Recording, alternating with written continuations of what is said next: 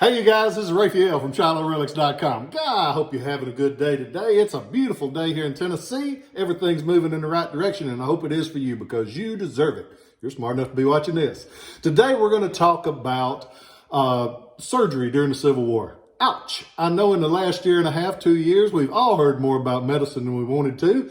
But there was a time before we had to worry about the corona, or as one of my very dear friends says, the covirus. We are going to talk about amputation. And any of you guys that have known me since I was a kid, you know I'm not great at math, and there's no way to do this without a lot of math. So I made some notes because I wanted to be sure I told you the right thing. And there are a lot of numbers when it comes to amputation, wounds, and doctrine of the Civil War. As Granny Clampett said, she was an MD, a mountain doctor. And they sure needed them during the Civil War because there were, according to the stats that I looked at this morning, there were 476,000 wounded during the Civil War. There were 3 million men during this war, so that means that a lot got wounded. I'm not going to do that math in my head because my caffeine will not allow me to do that just yet. Because of all of those wounds, there were a lot of amputations because, one, you're in the middle of a battle, or just finished a battle. You had to get on and get going because you didn't know whether that opposing army was going to overrun you. That you didn't know how much time you had between the next battle. So a lot of these were rushed procedures. After the Battle of First Manassas, there's a reference of a Union doctor doing 75 amputations in one morning. Yep, I said that right. One morning, 75 amputations. Ouch. So they didn't have time to screw around and do them perfectly in the sterile settings like we have today. They were in fields, oftentimes in fields. Sometimes they would have tents in hospitals, but a lot of them, you had to make do with what you had. So, in a lot of them, how quick you got into that amputation meant whether you would live or die, because infection could set up so quickly, because a lot of times the battles, if you notice, they were during the summer. And it was warm and bacteria was going, and they didn't know about all the bacteria at the time. And we'll get into that a little bit when we talk about the construction of these things. So they had to get them in there quickly. They had to do it as quick as possible, get it back out, and get on to the next one. Because if you're doing 75, you ain't got time to sit around. You got to get going.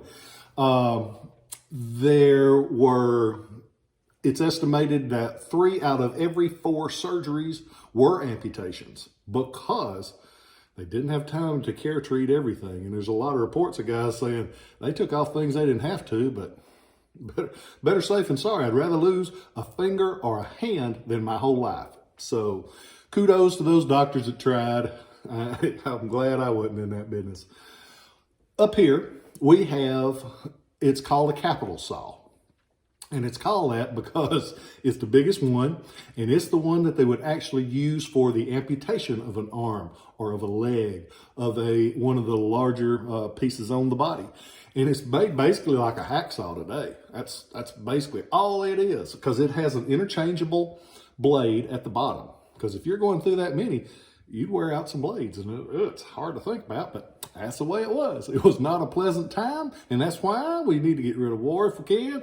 It would be a wonderful thing if we could. Don't know if we'll ever be able to do it, because some people are just butt heads, but I digress. The construction of these, actually, this was state-of-the-art during the Civil War.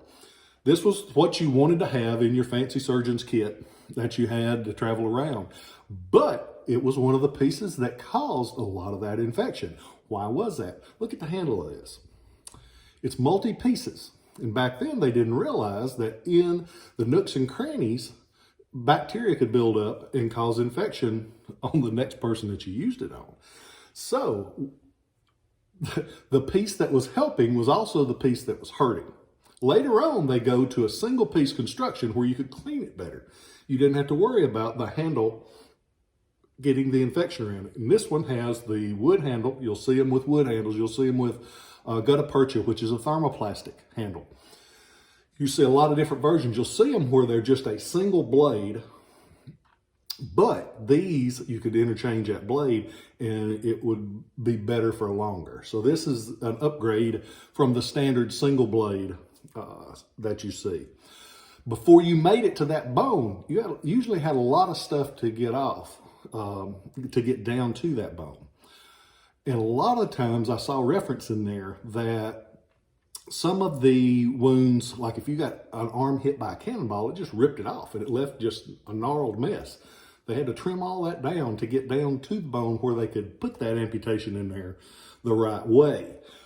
What did you use for that? There were several saws. If you see saws and blades, if you see a surgeon's kit, here's a picture of an old one that I had. There are a lot of blades in there. And it's because you had to cut through the muscle and you had to cut through the arteries and everything else to get to it. This is called a flesh saw. There's a fancy name for it, but that's basically all it is. It's a large saw to trim the meat itself.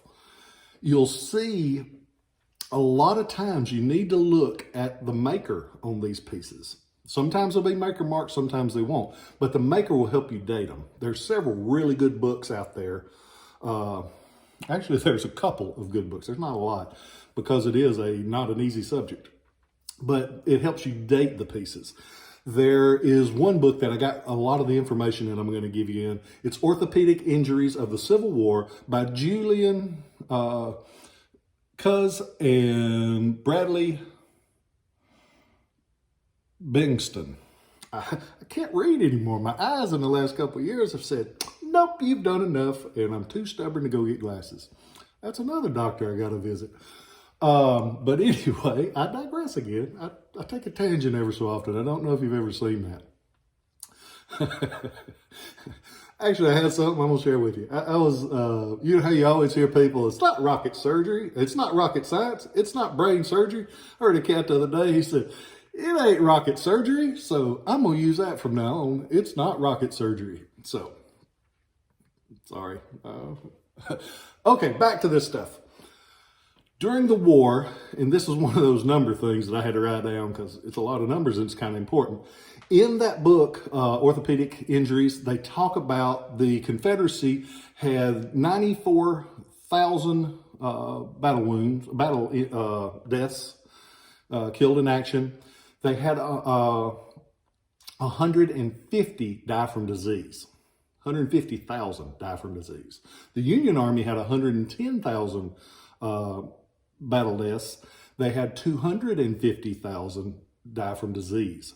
So almost twice for the Confederacy, over twice for the Union Army died of disease.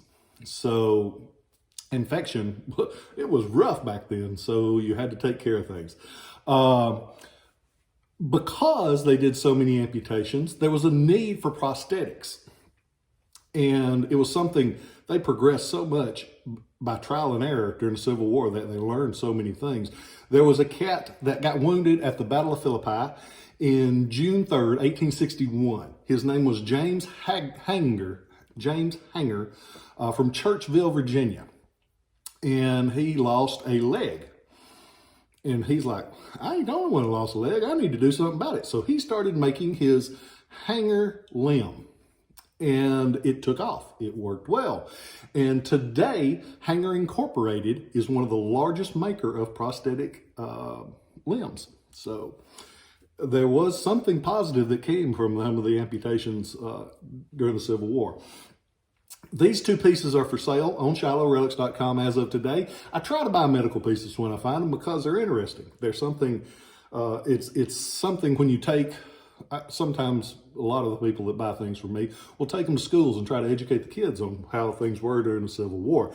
This is one of those pieces that when you take it in, it's like, oh my God, they really use that? Yep, they really use that.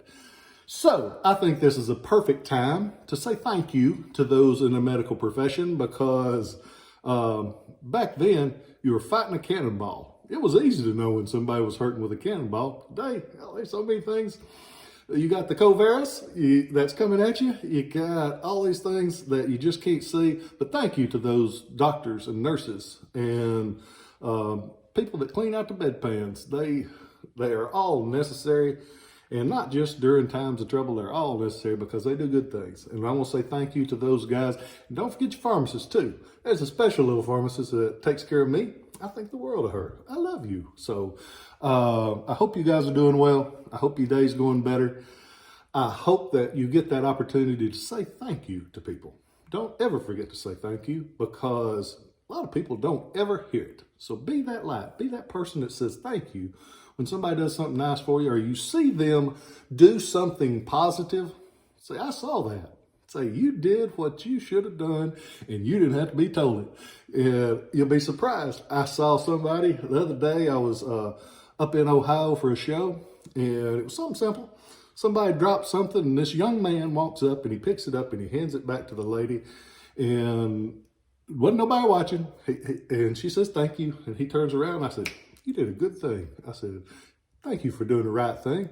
And the little guy looked at me like, you noticed that I did something positive? I sure did, and a lot of people else will too. So do that right thing. Say hi to somebody. Be kind. It don't take much to be kind.